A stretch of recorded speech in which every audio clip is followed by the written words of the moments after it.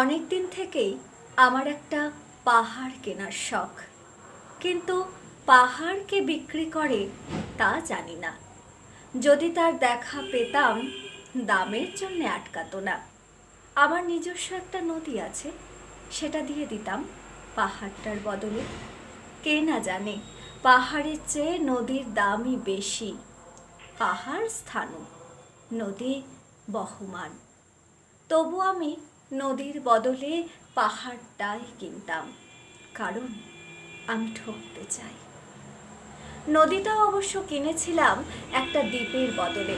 ছেলেবেলায় আমার বেশ ছোট খাটো ছিমছাম একটা দ্বীপ ছিল, সেখানে অসংখ্য প্রজাপতি। শৈশবে দ্বীপটি ছিল বড় প্রিয়। আমার যৌবনে দ্বীপটি আমার কাছে মাপে ছোট লাগলো। প্রবহমান ছিপছিপে তন্নি নদীটি বেশ পছন্দ হলো আমার। বন্ধুরা বলল, ওইটুকু একটা দ্বীপের বিনিময়ে এত বড় একটা নদী পেয়েছিস, খুব জিতেছিস তো। তখন জয়ের আনন্দে আমি বিহ্বল হতাম। তখন সত্যিই আমি ভালোবাসতাম নদীটিকে। নদী আমার অনেক প্রশ্নের উত্তর দিত, যেমন, বলো তো আজ সন্ধেবেলা বৃষ্টি হবে কি না।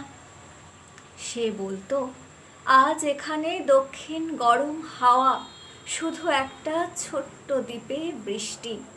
সে কি প্রবল বৃষ্টি, যেন একটা উৎসব।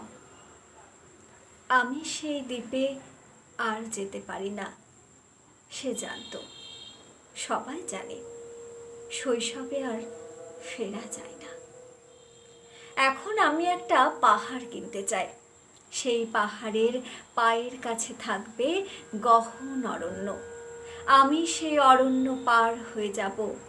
তারপর শুধু রুক্ষ কঠিন পাহাড়, একেবারে চূড়ায় মাথার খুব কাছে আকাশ, নিচে বিপুলা পৃথিবী, চরাচরে তীব্র নির্জনতা।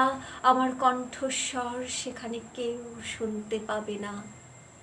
আমি শুধু 10 দিককে উদ্দেশ্য করে বলবো, প্রত্যেক মানুষই অহংকারী।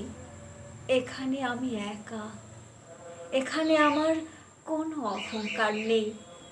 এখানে জয়ী হবার বদলে ক্ষমা চাইতে ভালো লাগে। হে 10 দিক, আমি কোনো দোষ করিনি, আমাকে ক্ষমা করো, আমাকে ক্ষমা করো।